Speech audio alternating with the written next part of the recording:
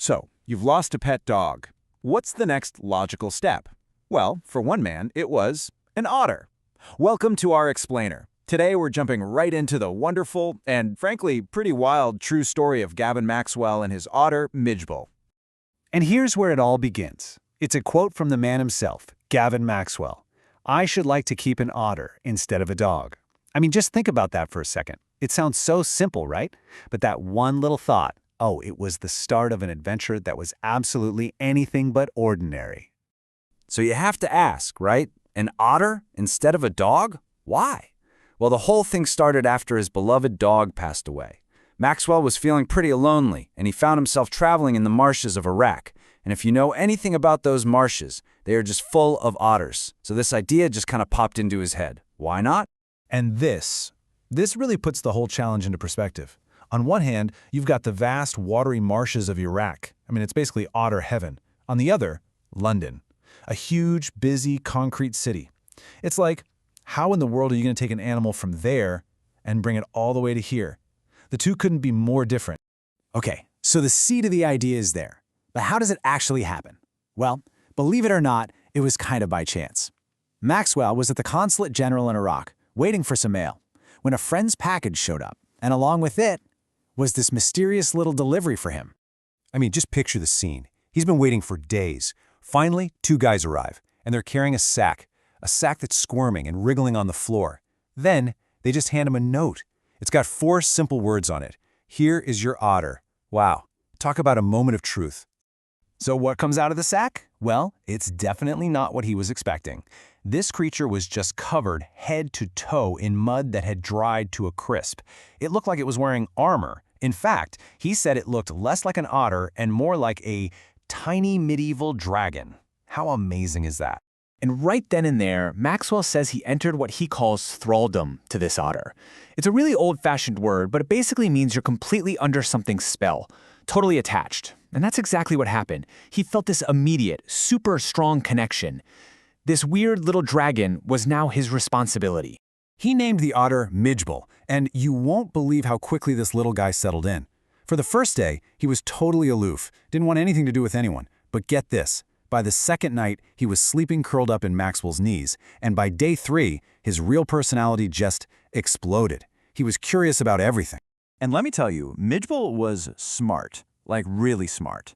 He got completely obsessed with the bathroom. He saw the taps, and within a minute, he'd figured out how to turn them on by himself. It was like he had this fundamental belief that water should never, ever be still. It had to be flowing.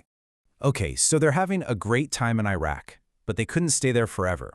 And now comes the really hard part. I mean, how do you get an otter, a wild animal from the marshes, onto an airplane and fly it halfway across the world to London? This was going to be a challenge. The whole thing was a logistical nightmare. First off, British Airlines, they just said, no, we don't fly animals, so he had to find another airline that would take him to Paris first. And they had a rule, Mijbil had to be in a box, a tiny box, no more than 18 inches square. Now you just try putting a frantic, water-loving otter into a tiny box an hour before your flight. Yeah, good luck. So they get on the plane. Maxwell, trying to be a good pet owner, opens the box just a tiny bit so Mijbil can get some air. Big mistake. Huge. In a flash, Midge was out of the box and gone, disappearing down the aisle. And that, my friends, is when all heck broke loose. It was absolute chaos. Mijbil was just ricocheting around the cabin like a furry little pinball. He's climbing over people, he's diving under seats, and all you can hear are these shrieks and squawks from passengers who have no idea what is going on. And right in the middle of all this mayhem, a woman jumps up on her seat and just starts screaming, "A rat! A rat!" You got to put yourself in their shoes, right? Nobody on this plane knows what an otter is. They just see this fast, furry thing zipping around. It's pure panic. But then, out of the chaos, a hero appears, the air hostess. Maxwell describes her as the very queen of her kind. She was just so calm and in control. She basically tells him, look, you go back to your seat, I will find the animal and bring it to you. And she did. With this incredible grace, she tracks down Mijbil and brings him back. Amazing. So after that eventful flight, they finally touch down in London. The journey's over. But now, a whole new challenge begins. The otter from the Iraqi marshes has to figure out how to live in a London flat. And that means a whole new set of rules and routines. And when they'd go for walks, Mijbil developed these, let's call them compulsive habits. It was just like a kid playing a game on the sidewalk. He had to touch every 7th railing. He had to run the full length of this one school wall. A simple walk around the block became this elaborate obstacle course for Maxwell every single day. But honestly, the best part was seeing how other people in London reacted. You have to remember, we're talking about the 1950s here. Seeing an otter on a leash, it wasn't just weird, it was like something from another planet. People would just stop and stare, completely baffled. And the guesses they came up with, oh my gosh, they were amazing. Maxwell would get asked constantly what Mijbil was. People guessed a baby seal, a squirrel, a beaver. Somebody even asked, "Is that a walrus, mister?" My favorite, though, has to be the person who guessed it was a brontosaur. It's just hilarious. The one word that never came up? Otter. So this is a fun story about a quirky pet, right? Well, it's actually much more than that. As it turns out, Mijbil was incredibly important to science. And that's something nobody, especially not Maxwell, could have possibly guessed when he was first handed that wriggling sack. Because the longer Mijbil was in London, the more it became clear that he was different from other otters. So Maxwell starts talking to zoologists, and that's when they figure it out. Mijbil wasn't just any otter. He belonged to a subspecies that had never, ever been scientifically documented before. He was literally a discovery.